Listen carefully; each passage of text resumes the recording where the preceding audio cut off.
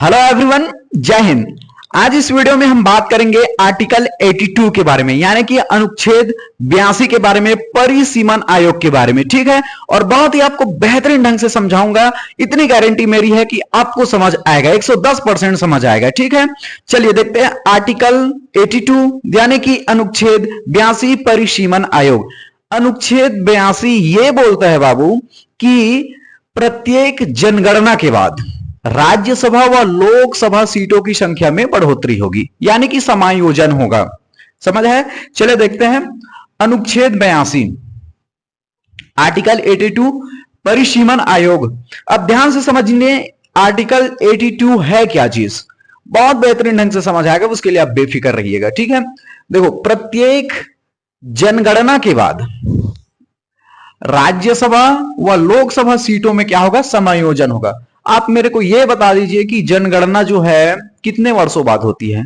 10 साल बाद होती है। स्वाभाविक सी बात है, प्रत्येक जनगणना कितने साल बाद होती है? 10 साल बाद होती है। जैसे 2001 में इससे पहले जनगणना हुई थी, फिर 2011 में हुई थी, फिर 2021 में होना था, लेकिन कोविड के टाइम दिक्कत हो गया जनगणना को लेकर के। तो कहने का मतलब यह चीज है कि प्रत्येक 10 साल में जब जनगणना होगी तो राज्यसभा व लोकसभा सीटों की संख्या में समायोजन होगा, यानी कि बढ़ोतरी होगी। अब ऐसा क्यों कहा गया है, ध्यान से समझिए। देखो, 10 लाख की जनसंख्या पर क्या होगा? एक सांसद होगा। क्लियर हुआ यह बात? ध्यान से समझिए। सांसद कैसे बनता है? जनसंख्या के आधार पर, यानी कि जिस क्षेत्र में 10 लाख जनसंख्या की आबादी है वहां पर एक सांसद होगा।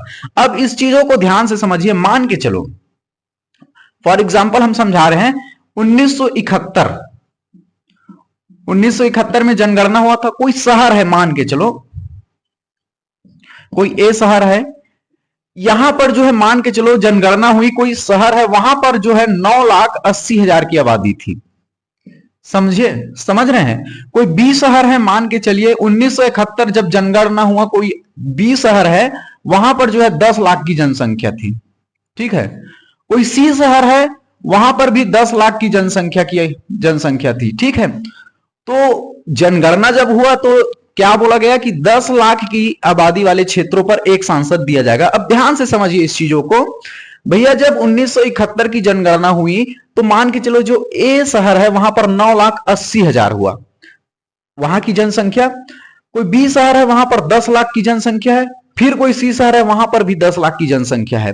ठीक है, तो यहां पर 10 लाख की आबादी है, तो भैया इस क्षेत्र में क्या मिल जाएगा? सांसद बन जाएगा। ठीक है, सांसद सीट दिया जाएगा, यहां पर भी सांसद सीट दिया जाएगा, क्योंकि प्रत्येक 10 लाख की आबादी पर एक सांसद बनाया जाता है। और यहां इस क्षेत्र पर 9,80,000 यानी कि मिनिमम 20,000 की जनसंख्या कम है, यहां पर जो है 10 लाख जनसंख्या नहीं है, तो यहां पर सांसद सीट नहीं दिया जाएगा। अब ध्यान से समझिए भैया, प्रत्येक जनगणना जो है 10 साल बाद होता है, 10 साल बाद होता है। अब 1981 में मान के चलो ये 1981 हुई, अब जब जनगणना होगा तो क्या यहां पर 10 लाख जो है आबादी क्रॉस नहीं कर चुका होगा? समझ रहे हो? तो भैया यहां पर 10 साल बाद कैसे 20,000 की जनसंख्या नहीं बढ़ोतरी, यहां पर भी अब 10 लाख हो गया, तो यहां पर भी अब क्या होगा? यहां पर भी क्या होगा? अब जो है सांसद सीट मिलेगी। तो कहने का मतलब ये चीज है भैया कि प्रत्येक 10 साल बाद जब जनगणना होगी तो राज्यसभा लोकसभा सीटों में क्या होगा? समायोजन होगा, बढ़ोतरी होगी। स्वाभाविक इसका मेन उद्देश्य यह है कि भैया स्वाभाविक सी बात है, प्रत्येक क्षेत्रों को समान अवसर दिया जाए, वहां के लोगों का जन प्रतिनिधित्व का समान अवसर दिया जाए। ठीक है, तो ये आपको ध्यान में रखना है कि प्रत्येक 10 साल की जनगणना के आधार पर क्या है, वहां पर निर्वाचन जो क्षेत्र है क्या करता है भैया? राज्यसभा लोकसभा सीटों की संख्या में समायोजन करता है। समझ है? प्रत्येक 10 साल की जनगणना, तो यहीं पर बोला गया है अनुच्छेद 82 यही बोला गया है कि प्रत्येक जनगणना के बाद राज्यसभा और लोकसभा सीटों में क्या होगा? समायोजन होगा। स्वाभाविक सी बात है, 10 साल बाद तो वहां की जनसंख्या बढ़नी है, तो फिर वहां पर भी सांसद हमें देना पड़ेगा, ताकि सभी वर्ग के लोगों का क्या हो गया? समान प्रतिनिधित्व का अवसर मिल सके, उनको उनके क्षेत्र में सांसद हो ताकि उनकी बातों को सुने, उनको अवसर मिले।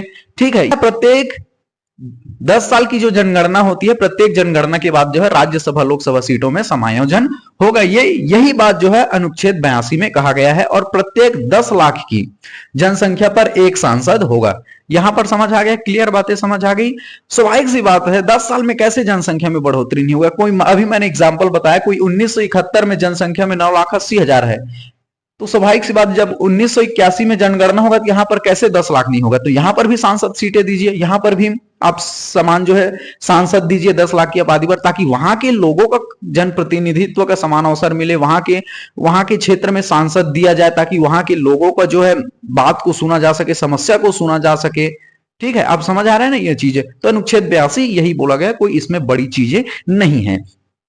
चलिए देखते हैं, अभी वर्तमान में हम बात कर रहे हैं, वर्तमान में लोकसभा में कितने सीटें हैं? 543 है नहीं। राज्यसभा में कितने सीटें हैं? 245 है। ठीक है, 543 सीटें हैं लोकसभा में वर्तमान में हम देखेंगे, और राज्यसभा में 245 सीटें हैं। ये जो सीटें हैं ये 1971 की जनगणना के आधार पर है। 1971 की जनगणना के आधार पर ये जो सीटें हैं, ये सीटें को क्या किया गया है? रखा गया है 1971 की जनगणना के आधार पर। 1981 में अगर जनगणना करके फिर से इनमें बढ़ोतरी की होती तो इनसे ज्यादा हो जाता 543 में। 1981, 1991, अगर 2001 की जनगणना के आधार पर अभी भी अपडेट हुआ रहता तो ये 543 और कितना बढ़ गया रहता। 2011 की जनगणना में तो और भारत में जनसंख्या बढ़ गई, बहुत से क्षेत्रों में 10 लाख की आबादी है, तो वहां पर और सांसद देगा और यहां पर लोकसभा की सीटों की संख्या, राज्यसभा सीटों की संख्या और बढ़ जाएगी। समझ आ रहा है? तो आपको ध्यान में रखना है, अभी जो लोकसभा सीटें की संख्या और राज्यसभा जो सीटों की संख्या है वो 1971 की जनगणना के आधार पर है।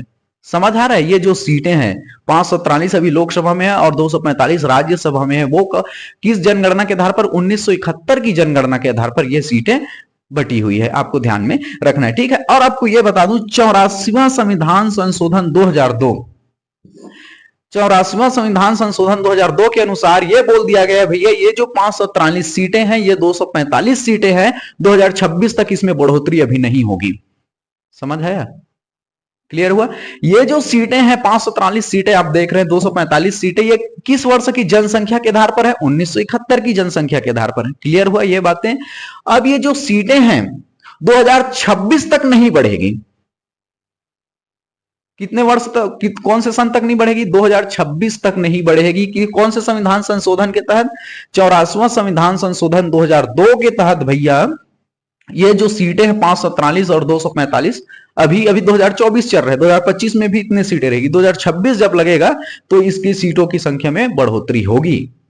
समझ आया? 2026 में इनकी अभी 2026 तक तो भैया ये यही रहेगी, क्योंकि 84वां संविधान संशोधन 2002 के अनुसार 2026 तक जो है सीटें नहीं बढ़ेगी। समझ आया यहां तक? तो अनुच्छेद 82 बहुत इजी है। प्रत्येक 10 साल की जब जनगणना होगी तो भैया राज्यसभा लोकसभा की सीटों में समायोजन होगा। प्रत्येक 10 लाख की आबादी पर एक सांसद होगा। ठीक है, 543 जो लोकसभा में है, 245 जो राज्यसभा में है, वो 1971 की जनगणना के आधार पर ये सीटें हैं। क्लियर हुआ? ये जो 543 है और 245 है, 2026 तक अब इसमें इस सीटों में बढ़ोतरी नहीं होगी, 2026 के बाद इसमें सीटों में बढ़ोतरी होगी। अब ध्यान से समझना है मेन पॉइंट को। ठीक है, जब 2026 आएगा, क्लियर हुआ? 2026 आएगा तो स्वाभाविक सी बात है 2001 की जनगणना, 2001 की जनगणना में 2001 में जो जनगणना हुआ है, जिस आबादी में जितने जनसंख्या है, तो वहां पर जो है लोकसभा राज्यसभा की सीटें बढ़ाई जाएगी। 2001 की जनगणना को देखकर बढ़ाया जाएगा, ना कि 2021 या तो ना 2011 को। समझ आ रहा है? ये आपको ध्यान में रखना है। जो 2026 में लोकसभा और राज्यसभा की जो सीटों में बढ़ोतरी होगी वो कौन से सन को देखकर, कौन से सन की जनगणना को देखकर जो है बढ़ाया जाएगा? 2001 की जनगणना को देखकर जो है बढ़ाया जाएगा। 2001 की जनगणना को निकाला जाएगा, अच्छा इस क्षेत्र में 10 लाख से ज्यादा है, यहां पर सांसद दो। ठीक है, अच्छा 2001 की जनगणना फिर देखेगा इस शहर में 10 लाख की जनसंख्या ज्यादा है, यहां पर दो। तो समझिए 2001 की जनगणना के आधार पर जो है 2026 में लोकसभा और राज्यसभा की सीटों की संख्या बढ़ाई जाएगी। जब 2001 की जनगणना को देखेगा तो 543 से 245, इसमें तो काफी बढ़ोतरी होगी, स्वाभाविक सी बात है। अगर यही जो है 2021 की जनगणना को ध्यान में रखकर अगर सांसद सीटों की संख्या बढ़ाई जाएगी तो सोच के देखो कितना बढ़ जाएगा। 2001 की जनगणना में भी बहुत, भारत में बहुत आबादी हो गई है, हर क्षेत्रों में 10 लाख से ज्यादा हो गई, तो वहां वहां पर तो देगा। और आप ये तर्क लगाइए 2001 की जनगणना को ध्यान में रखकर ये लोकसभा सीटें बढ़ जाएगी। अगर 2021 की या 2011, अब 2011 को ही पकड़ लीजिए, 2011 की जनगणना को देखकर अगर जो है सांसद सीटों की संख्या बढ़ाई जाएगी तो और कितना बढ़ेगा, समझ आ रहे हैं? ठीक है, तो अभी जो पुराना संसद भवन था उसमें तो 543 ही और 245 ही बड़ी मुश्किल से सांसद आते थे, कभी बैठक होता था या फिर सत्र चलता था तो बड़ी मुश्किल से आते थे पुराने संसद भवन में। अभी तो नया संसद भवन बना है, बहुत बेहतरीन ढंग से बना है, डिजिटल है, बहुत ही आधुनिक डिजाइन पर तैयार किया गया है इसे नए संसद भवन को।